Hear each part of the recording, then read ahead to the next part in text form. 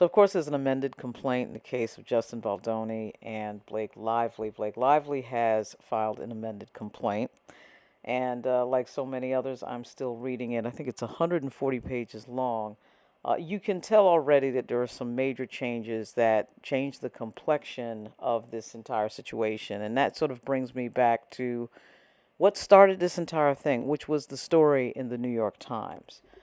The New York Times has a habit of writing these stories about, from the Me Too perspective, always, always, always from the female perspective, not really giving a whole lot of energy and oxygen to the other side of the story, which, of course, we found out about when Justin Baldoni sued the New York Times. And that's really the only way you find out. You're not going to find out in the media because the media is not going to tell you. Because in this case, they have an agenda. And in my view, the New York Times' agenda is to keep the Me Too movement going for as long as possible. So almost all of their journalism, with the exception of the opinion page, I'm talking about their reporting side journalism, when it comes to Me Too, is incredibly one-sided. The reason I know this is I had to argue with the New York Times in 2019, 2020, and into 2021 over the case of the former lieutenant governor, then current lieutenant governor of Virginia, Justin Fairfax, after the New York Times published a bunch of false information that could not be verified as true in any way, shape, or form, one story of which had zero corroboration attached to it, or really, I should say it this way, zero real-time corroboration.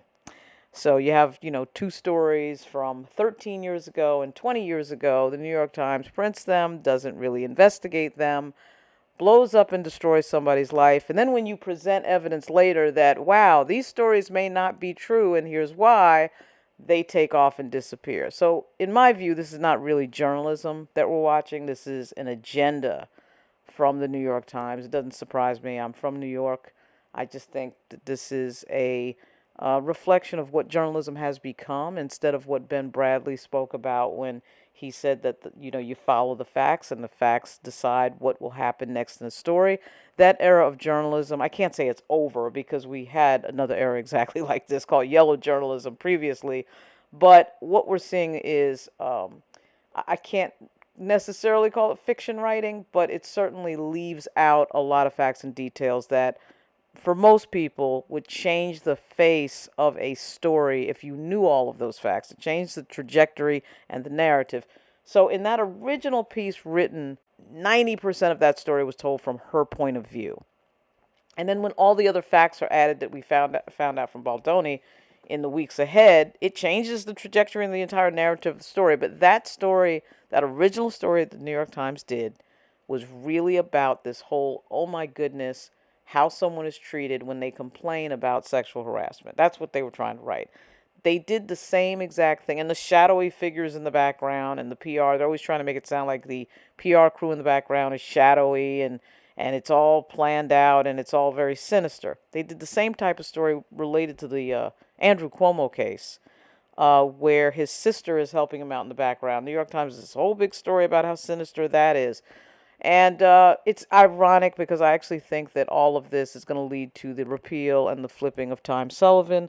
And ironically, I think it will be the New York Times that causes that to happen because they have an uncanny habit of publishing information on only one side of these stories. And then when you present to them extra facts, they run and hide because this is agenda and not journalism. There'll be more to come. And I think the reason is obvious. The New York Times really created the Me Too movement in October of 2017, and they do not want it to die for many reasons that I will share soon. Lauren Burke, I've worked in big media. I've not worked at the New York Times. I worked at USA Today and ABC News, but I also have been someone who's worked in politics as a communications director for a member of Congress, and of course, the Lieutenant Governor of Virginia. So I've had the perspective from both sides of this, and the things that are happening in journalism now are very much driven by money and not too much else. But I'll be back with some details on the amended complaint by Blake Lively that hit very late last night, East Coast time. This is Lauren Burke. I'll be back soon.